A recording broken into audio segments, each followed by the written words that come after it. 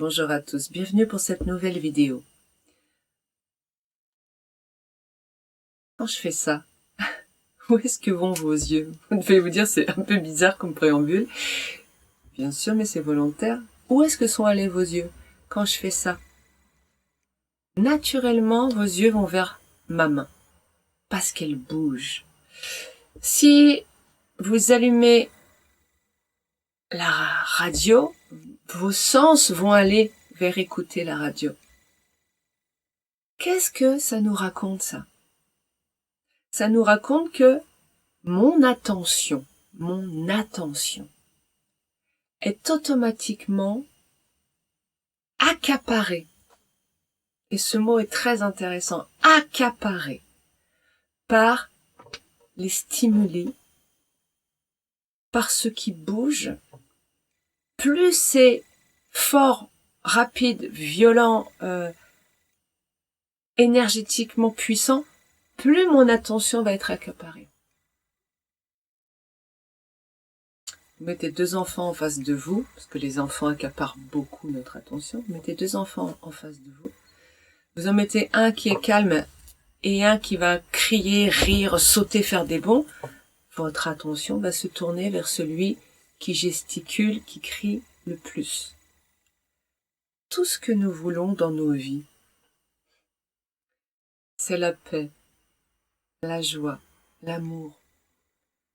C'est ce après quoi nous courons en permanence. Et c'est très drôle de dire que nous courons après ça en permanence parce que c'est notre vraie nature. C'est ce que nous sommes. Mais le problème, c'est que pour ressentir ce que nous sommes, nous avons besoin de méditer. Méditer au sens juste reprendre un temps de calme pour que notre attention, au lieu d'aller vers tous les stimuli de ce monde humain, notre attention puisse revenir ici et se regarder l'être. Et l'être, il est paix. Si je prends le temps de me relier à ma respiration, si je prends le temps, dans le silence et le calme, de juste ressentir, je vais retrouver la paix. Je vais même retrouver l'amour et la joie. L'amour et la joie, c'est identique parce que c'est une ouverture du chakra du cœur. Vous allez me dire, ben non, moi quand je médite, je trouve pas la paix, non? Parce que j'ai plein de pensées. Eh bien, c'est l'idée de cette vidéo aujourd'hui. C'est de vous faire comprendre que ces pensées, ce sont des stimuli, extérieurs à vous. Extérieurs à la présence que vous êtes, à l'être que vous êtes. Ces pensées, elles ne vous appartiennent pas. J'ai fait une vidéo dans les 466, ça doit être celle-ci ou 65, qui dit « Nous ne sommes pas nos pensées, la preuve ». Elle remonte à quelques années, donc elle doit être dans les débuts. Je peux pas être dans le train et voir le train passer, c'est pas possible. Si je vois le train passer, c'est que je ne suis pas le train. Je suis l'observateur du train. Quand je m'aperçois qu'il y a des pensées qui me traversent, je ne suis pas ces pensées, elles ne sont pas moi. Moi, je suis qui? Moi, je suis. C'est la présence, la vie. Je vais essayer de pas trop partir dans des trucs un peu barrés, comme on pourrait dire. Je regarde beaucoup de vidéos sur l'éveil. Je vais vous donner les coordonnées dans la description de la vidéo d'un être éveillé français que j'affectionne particulièrement, que j'ai découvert, et ce qu'il dit me parle beaucoup. Je pense que je suis en train de faire ça, en train de faire le yo-yo.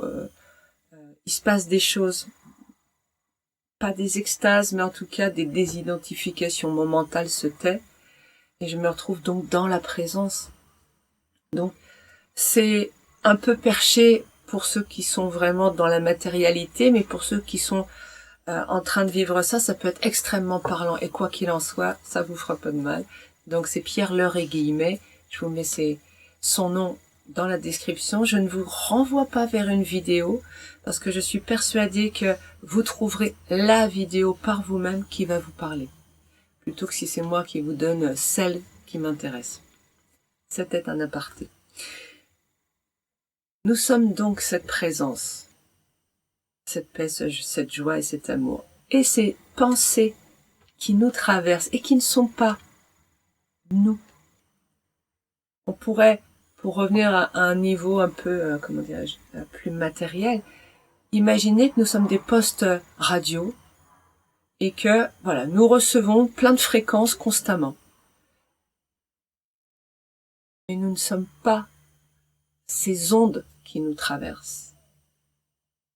Il y a plein d'ondes qui nous traversent, ne serait-ce que les neutrinos qui viennent du cosmos, qui viennent du soleil. Il y a plein de choses qui nous traversent en permanence.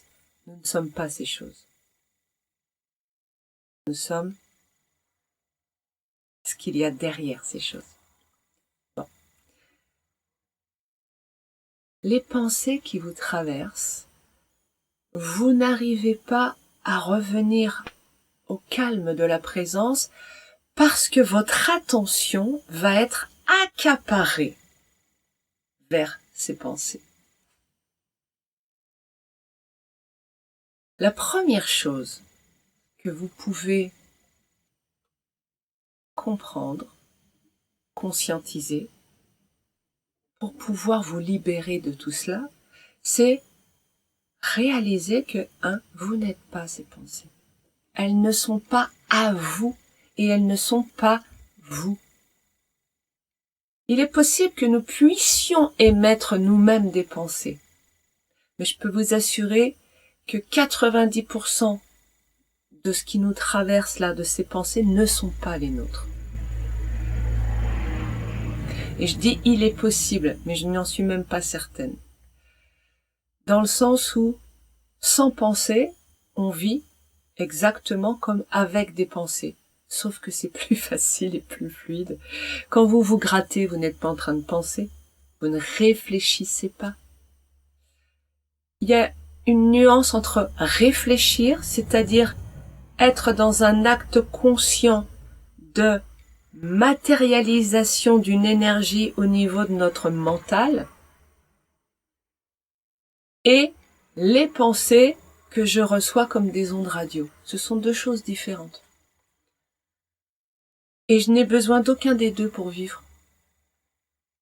Quand je me gratte, je ne réfléchis pas. Je me gratte, ça gratte, je me gratte. Vous n'êtes pas en train de me dire je vais lever mon bras, le plier à 90 degrés, ensuite faire une action de rotation du poignet, patati patata. Non, ça se fait. Et ben vous allez découvrir que sans réfléchir, votre vie se fait.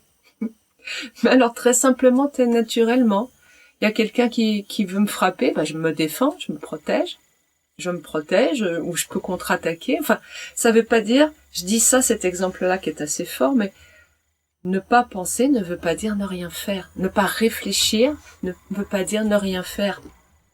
Être vide de penser veut simplement dire que mon attention n'est plus accaparée par quelque chose qui est extérieur à moi. À moi, pas au sens égotique, au sens présence.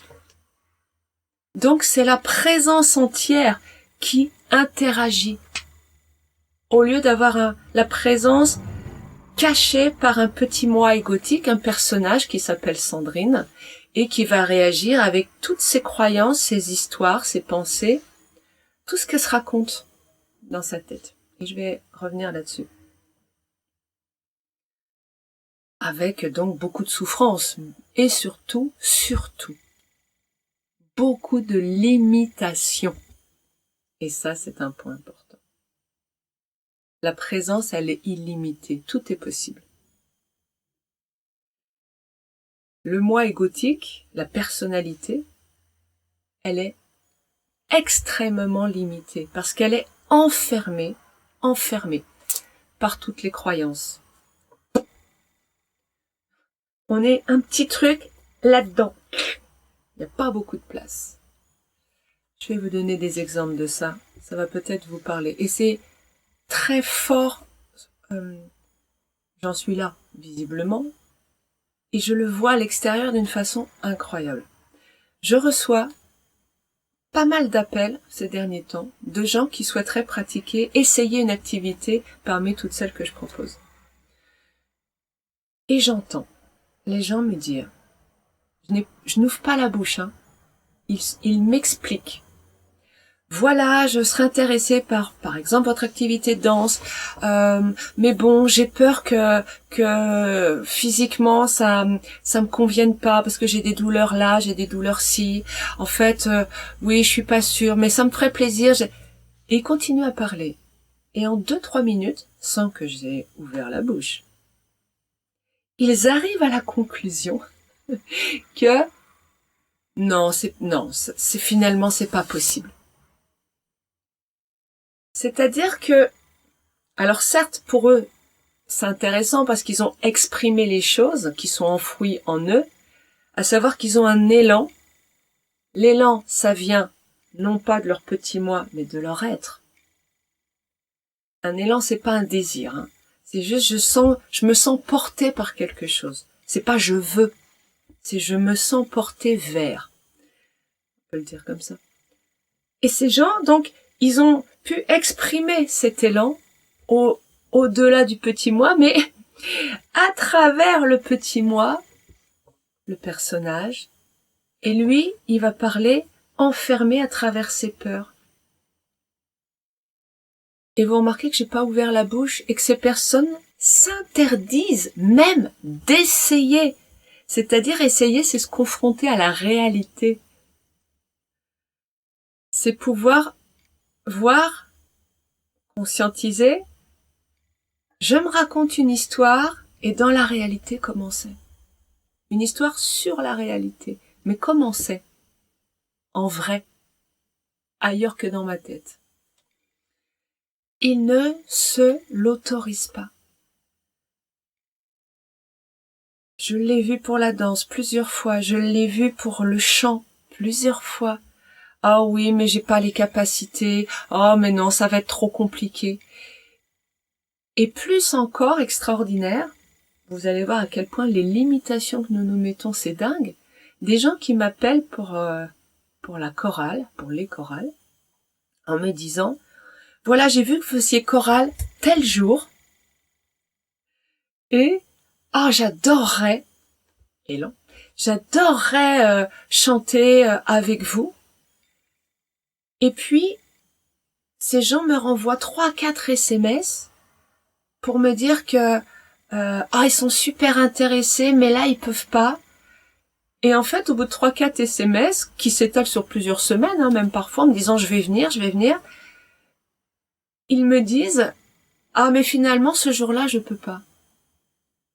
Et c'est extraordinaire parce que l'élan au départ, il est pas en train de se dire ce jour-là je peux pas. Enfin, au bout de 3 semaines ou 4 semaines, ce jour-là, soit on a une activité, soit on n'en a pas. Et ce qui est intéressant, c'est que il y a l'élan, ce qui veut dire qu'il y a une place. Je voudrais vous partager là un aparté important. C'est que quand nous avons une question qui arrive, un élan qui arrive, c'est que nous avons un espace pour ça. Dit autrement, pour l'élan, il y a un espace pour l'élan. Il y a un espace. Même mon petit moi, non, je peux pas parce qu'il y a des choix à faire. Non, je peux pas. Enfin, lui, il est dans la fermeture, l'interdit, l'absence de liberté, l'impossibilité. C'est la mort, le personnage, en fait, hein. C'est la mort de la liberté, c'est la mort du choix, c'est la mort de la joie. Ce personnage dans lequel nous nous exprimons, dans lequel la présence elle est là de toute façon, mais dans laquelle elle est réduite à passer à travers. C'est ça, être humain. Et en même temps, c'est ok. C'est ok. Ce qui est important pour nous, c'est de prendre conscience que nous ne sommes pas ce petit personnage, que nous sommes ce qu'il y a derrière. J'en reviens à mon histoire que j'ai déjà oubliée, parce qu'il y a tellement de choses. Plutôt, il n'y a plus rien, ce qui en vient au même. Le vide et le plein, c'est la même chose, hein. On est plein de vide. Donc, ce que j'étais en train de dire, d'essayer de placer, c'est que quand nous avons une question, la question arrive quand la réponse est déjà énergétiquement à l'intérieur de nous. Je dis énergétiquement parce que elle est sur le plan mental. Contrairement à ce que l'on croit dans ce monde humain, on croit que il y a une cause et un effet. En réalité, et la physique quantique nous le dit, hein, à l'heure actuelle, l'effet peut précéder la cause. Et si vous écoutez un peu Philippe Guillemant, il est tout à fait dans cette optique-là. Mais donc l'idée que, en fait, si quelque chose est là, c'est parce que déjà en amont il y a eu l'appel. Donc si je pose une question, c'est parce que en réalité j'ai déjà la réponse. Sauf que je n'accepte pas à travers ce petit personnage de laisser la réponse se frayer un chemin jusqu'à moi. Mais j'ai eu la réponse et donc ça m'amène à conscientiser la question pour pouvoir aller venir pêcher. Mais pas à l'extérieur, parce qu'en fait, je crois que ça vient, je crois toujours, vous croyez, nous croyons que les choses viennent de l'extérieur, mais jamais, jamais, jamais. C'est toujours de l'intérieur. Pourquoi? Parce que nous sommes la présence. Il n'y a pas d'extérieur. Comment ça pourrait venir de l'extérieur? Il n'y a pas. Revenons à cette notion d'histoire, d'enfermement dans mes histoires. Grâce à ces personnes que je vois dérouler leur histoire, ça m'amène à conscientiser de façon beaucoup plus forte que je me raconte des histoires sur moi-même. Vous racontez des histoires sur vous-même. Complètement. Ce ne sont que des histoires. Votre attention, pas votre mental, votre attention, c'est-à-dire la présence, va être accaparée, va se tourner vers ces histoires que vous vous racontez sur vous-même, se retrouver englué, enfermé dans ces histoires et ne peut plus exprimer tout le potentiel illimité qui est le nôtre. L'histoire que je me raconte depuis que je suis arrivée sur cette terre, et probablement de vie en vie d'ailleurs, c'est que je n'ai aucune valeur, on pourrait dire que je suis nulle et que je n'ai pas le droit de vivre. La conséquence de ça, c'est que je ne m'aime pas. Ça veut dire, putain Sandrine, tu fais des vidéos des 7 ans, 8 ans, et tu dis encore ça. Et oui, parce que je m'aperçois que c'est l'histoire que je me raconte. Alors, il y a plein d'histoires autour de ça. Mais finalement, l'histoire primordiale, c'est celle-ci. Je ne m'aime pas parce que je n'ai aucune valeur. Donc, je ne m'aime pas est une conséquence. Hein. Je n'ai aucune valeur, c'est l'histoire. Parce que si je considère que j'ai une valeur extraordinaire, l'amour arrive. Donc, ce n'est pas une croyance, l'amour. C'est un ressenti par rapport à l'histoire qui est je ne m'aime pas. Qui est je n'ai pas de valeur. Ouh, de quoi vous embrouiller. Et en voyant comment ces gens en face de moi tournent dans leur boucle d'histoire, je peux m'apercevoir comment moi je tourne dans ma boucle d'histoire. Et je m'aperçois en regardant ma vie, et c'est une pratique que je vous incite bien sûr à faire, pour ça je vous la partage, comment je me suis toujours raconté ça, et comment je l'ai forcément vu à l'extérieur. En fait, comment je fais pour prendre conscience de ça là? C'est parce que je vois à l'extérieur, je côtoie des gens qui trouvent que je n'ai pas de valeur. Je côtoie des gens qui ne font pas attention à moi. Je côtoie des gens qui ne s'intéressent pas à moi ou qui ne me trouvent pas intéressante ou pas attirante ou pas plein de trucs. Pas à la hauteur. C'est ce que je vois à l'extérieur. Mais arrêtez de vous voiler la face. Il n'y a rien à l'extérieur. C'est un écran blanc et c'est votre film que vous projetez avec votre projecteur sur l'écran blanc du monde. Mais le projecteur, c'est mes histoires mentales. Donc, je reviens là. C'est pas eux qui croient ça sur moi. C'est moi qui crois ça.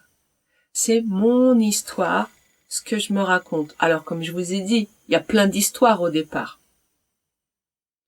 Mais en les analysant, vous allez revenir à... Il n'y a pas 36 histoires que vous vous racontez, en réalité. Et elles tournent souvent autour des mêmes choses. Je n'ai pas de valeur. Okay. Ça, c'est l'histoire que, finalement, au départ.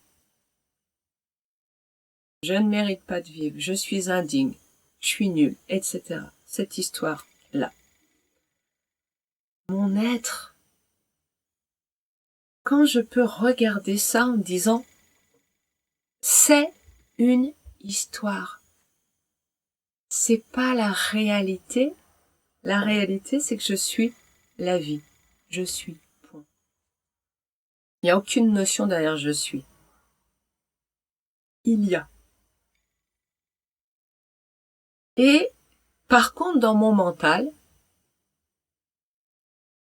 dans cette incarnation humaine, il y a une part de moi qui raconte quelque chose sur la vie. Que la vie n'est pas censée s'incarner. Mais, c'est. Je suis la vie. Donc que quelqu'un me raconte, que ce soit mon mental ou une personne extérieure, tu n'as pas le droit de vivre, ça n'a aucun sens. La vie, elle est. Il n'y a pas de « elle devrait pas » ou « elle devrait ». Ça, c'est du mental. Elle est. Je vis. Parce que je suis. Mais vous êtes, tout est. Cet appareil-là, ce caméscope qui me regarde, il est. La lampe est. L'air autour de moi, il est. Il n'y a pas autre chose. Il n'y a pas d'histoire à se raconter. Donc, la première pratique que je vous propose, c'est déjà de prendre conscience de vos histoires. Qu'est-ce que vous vous racontez? Soit vous êtes capable de revenir direct ici, soit vous passez par qu'est-ce que vous voyez dans le monde extérieur? Comment les gens rentrent en relation avec vous? Qu'est-ce que vous vivez de désagréable? Des abandons, des trahisons. Les gens me mentent. Oh là là, ils me mentent. Donc, je vis dans le mensonge. Je suis au niveau du mensonge. Qu'est-ce que je me raconte? Je me raconte que les gens me mentent. Mais ça, c'est une histoire. Les gens me mentent, c'est une histoire. Oui, mais je vois bien, il a dit ça, il fait autre chose. Ah, ok. Il fait autre chose. D'accord. Donc, il fait certaines choses qui sont pas en adéquation à ses paroles. Ok. Mais les gens me mentent, c'est une histoire. Parce que qu'est-ce qui se cache là? C'est... Bon, je pars très très loin, je prends du temps, mais bon, que vous compreniez. Les gens me mentent est une histoire parce que c'est personnel. C'est les gens du monde entier. Oui, c'est une croyance. Les histoires, ce sont des croyances. Les croyances sont des histoires. Les gens du monde entier veulent quelque chose. Qu'est-ce que ça veut dire mentir à quelqu'un? Allez voir ce que vous mettez par là. Quelles sont les intentions de l'autre derrière quand il vous mente? Quand il vous ment. Quelles sont ses intentions? Vous allez voir que c'est ressenti comme une attaque personnelle, comme une volonté de vous manipuler ou de faire du mal. Il y a une notion de guerre. Donc en fait, il y a une histoire qui crée de la guerre. Et vous allez vous apercevoir que 90% de vos histoires, allez, on va dire, je vais être gentille, 60% de vos histoires, c'est le monde est en guerre avec vous. Et les 40% qui restent, c'est je n'ai pas le droit d'être au monde. C'est cool. C'est cool. Sympa, hein? Petit moi enfermé. Quand je suis en guerre, je peux pas laisser la présence. Être dans son infini, dans ses infinies possibilités. Quand je n'ai pas le droit d'être, ou d'être heureuse, ou de vivre, ou d'aimer, ou d'être aimée, etc., j'ai pas la place de passer, non plus.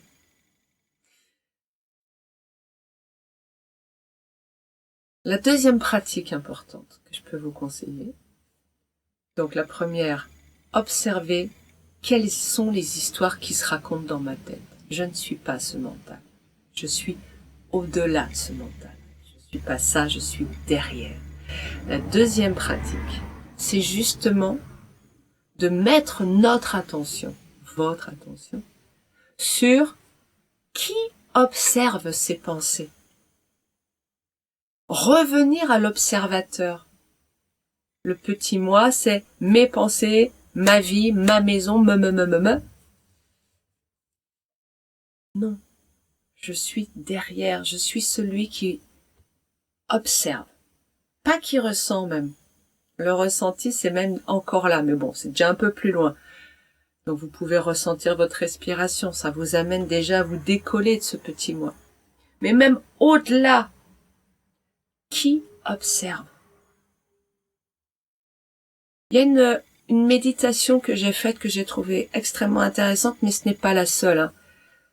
Hein. La pratique de la méditation de qui observe, qui est là. Sans être dans le mental. Ressentir juste la vie. Vous savez que vous existez. Vous le savez. Vous le sentez. Vous ne le pensez pas. Si je retire votre cerveau, là, votre mental, vous savez que vous existez encore. Vous le sentez. Si je retire votre corps, votre conscience, qui n'est pas votre mental, existe encore. Donc, vous pouvez faire cela sous forme de méditation. Si je retire mes pieds, est-ce que j'existe encore? Est-ce que je me sens exister? Si je retire mes deux jambes, si je retire mes deux jambes, mes pieds, mes jambes, mon tronc, il reste plus que les bras et la tête. J'existe encore, je retire mes bras, mes mains, je retire. Et à la fin, vous allez arriver à la tête et c'est le passage le plus difficile parce que nous croyons que nous sommes là. Mais non, notre mental, éventuellement, est là. Mais pas notre conscience. Entre parenthèses, c'est quelque chose qui est à l'heure actuelle démontré scientifiquement, hein, que notre conscience n'est pas logée dans notre cerveau. Retirez votre tête. Dans votre méditation, vous retirez tout votre corps, y compris votre tête. Et vous allez vous apercevoir que votre conscience est encore là. Si votre conscience observe votre corps, c'est qu'elle n'est pas votre corps. Si votre conscience peut observer votre mental, c'est qu'elle n'est pas votre mental. Elle est au-delà. Vous êtes au-delà. Et la bonne nouvelle, c'est que vous êtes immortel, infini, et que tout est possible. Peut-être allez-vous me dire sur ce tout est possible, ben non, je peux pas être cosmonaute. La Sandrine, t'approches de la soixantaine, tu peux pas être cosmonaute. D'abord, je ne sais pas. C'est vous qui mettez un frein avec l'âge. Mais être cosmonaute, ça veut dire quoi? Aller dans l'espace? Peut-être qu'avec tous les programmes spatiaux privés, c'est possible. Et puis c'est surtout pas ça. C'est surtout que je n'ai pas l'élan d'être cosmonaute. Donc, c'est pas possible à travers ce petit moi, mais parce qu'aussi, ici, il n'y a pas l'élan. Votre problème, et le mien, jusqu'à présent, c'était que le petit moi veut des choses qui ne sont pas dans mon élan. Si ce petit moi veut être cosmonaute, parce que cosmonaute, je passerai à la télé, mais là, c'est pas mon élan. Donc il y a rien. Ça va souffrir, ça va faire des entraînements, ça va se préparer parce que ça veut être cosmonaute, mais parce qu'ici, il y a rien. Ça ne débouchera jamais. Si ici, il y a un élan, mais que c'est enfermé, verrouillé dans ce petit moi, dans ces histoires. J'ai commencé à chanter à 40 ans, 42 ans. Alors que, ici, c'est même pas un élan. C'est la vibration. Chacun vibre un peu plus fort dans certaines choses. Et cette présence, elle est dans l'art en particulier et surtout dans la musique, dans le chant. Ok, j'ai envie de dire c'est pas oh tiens j'essaie bien, non, c'est, d'accord. Je veux pas le dire autrement parce que je dis je suis, on repasse dans l'ego, donc c'est le chant. Et ben ça a été verrouillé jusqu'à mes 42 ans. C'était pas possible que cet élan passe à travers là, ça pouvait pas. C'était trop fermé. L'histoire était tellement souffrante. Je n'ai pas le droit de vivre, je dois mourir, je dois souffrir, je peux pas rentrer en relation avec les gens, et si je chante, il va y avoir des gens en face, donc c'est non. Vous voyez, c'était verrouillé. Il a fallu que par le travail, ce petit moi se décrispe un peu pour que là, il y ait une petite ouverture. Et ça a été vraiment, je me souviens, j'étais dans la salle à manger de mes parents, dans la maison d'enfance, et j'étais là devant la table, et tout d'un coup, là, il y a un basculement qui s'est fait, et la pensée, mais c'était pas vraiment une pensée, c'était un ressenti qui disait, entre guillemets, maintenant, je peux chanter. Il y a eu vraiment une bascule, une prise de conscience. Ça s'est ouvert. Ça y est, ça s'est entrouvert. Je peux passer. Tout ce qui nous empêche d'être cette présence aimante, remplie de paix, de joie, c'est ce petit personnage étriqué. Je rappelle les deux choses essentielles. Prendre conscience, enfin les trois même, prendre conscience que vous n'êtes pas petit personnage, que les pensées ne vous appartiennent pas. Ce sont des histoires. Deuxième étape, observez quelles histoires vous vous racontez. Ça va vous permettre de nettoyer des traumatismes. Je vais même rajouter des étapes pour vous aider. Troisième étape, changer l'histoire. C'est une étape très efficace, surtout sur les traumas. Je réécris l'histoire. Ben oui, mais c'est pas vrai. Alors c'est pas vrai, oui et non.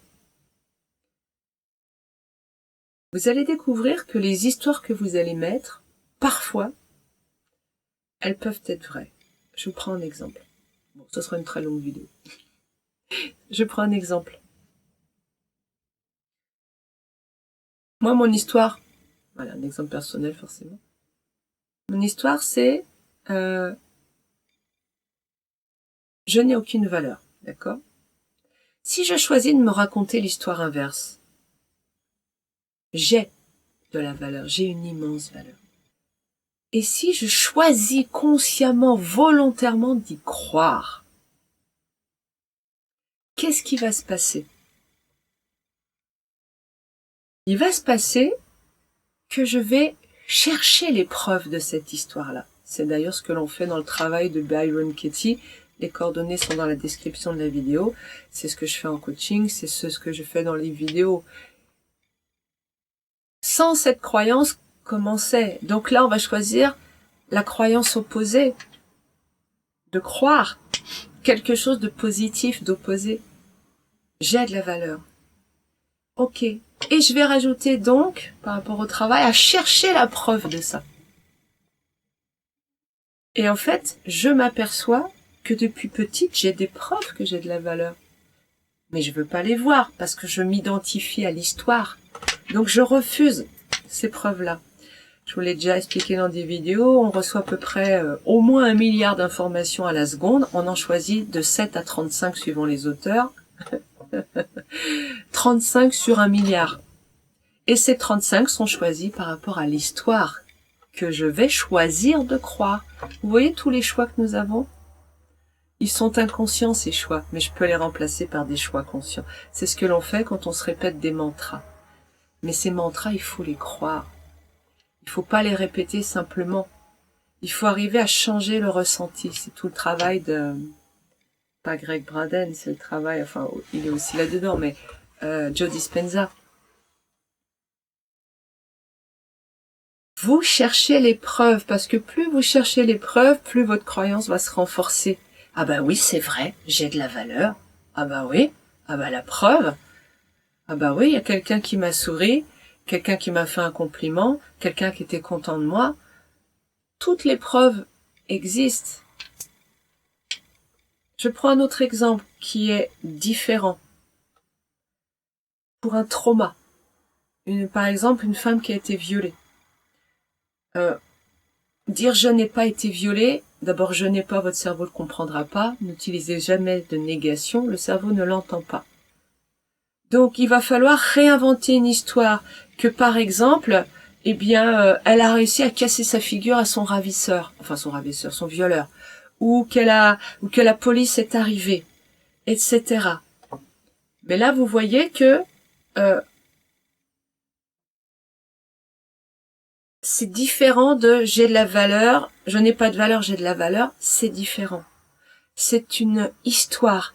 Et donc il va falloir se mettre à croire l'histoire.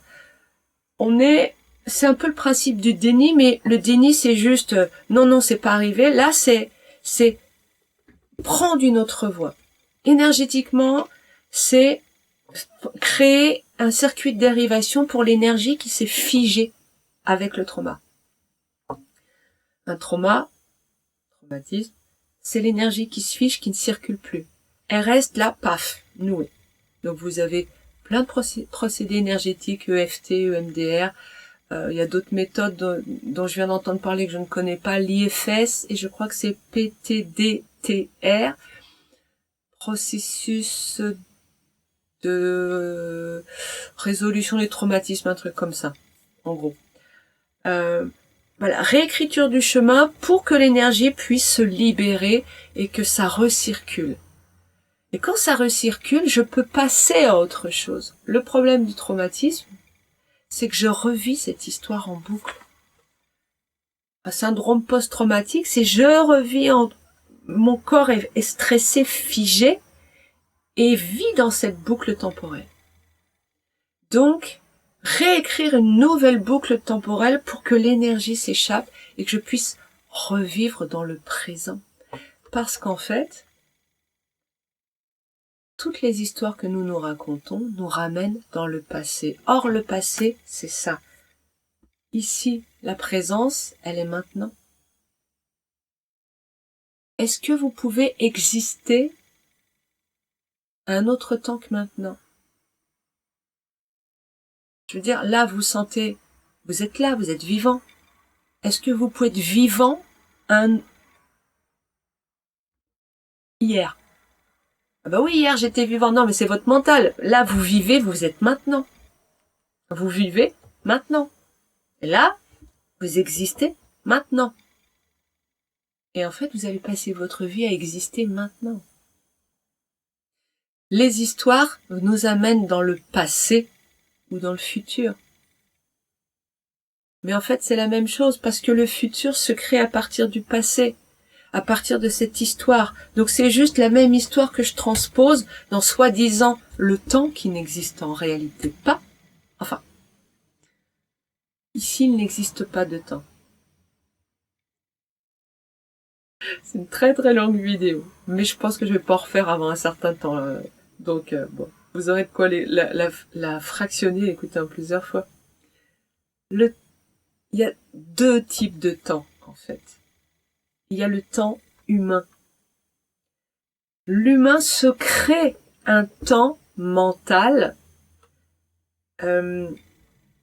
avec un avant, un pendant et un après. Et donc, en fait, cette structure énergétique du trauma ou de mes pensées ou de mes histoires, mes croyances, ce petit moi, cet ego, je le trimballe. En fait, je le trimballe. Ok. Mais il change pas. Il change pas. Si, il change. Il est totalement impermanent. Il est constamment, tiens, une nouvelle histoire, pouf, ça se modifie, tiens, une nouvelle histoire, ça se modifie. Mais en même temps, je garde, ça s'accumule, voilà. Plutôt, ça s'accumule. Mais je garde mes traumas du passé. Je les promène dans le futur. Donc en fait, je garde tous mes traumas et je ne fais que rajouter des couches. Et des couches et des couches. D'ailleurs, quand on fait le travail de Byron Katie, donc d'analyse de ses croyances, de conscientisation de ses histoires et de libération de ses histoires, il y en a des couches à retirer. Hein. Ouh, c'est impressionnant. La présence que nous sommes, elle est immortelle.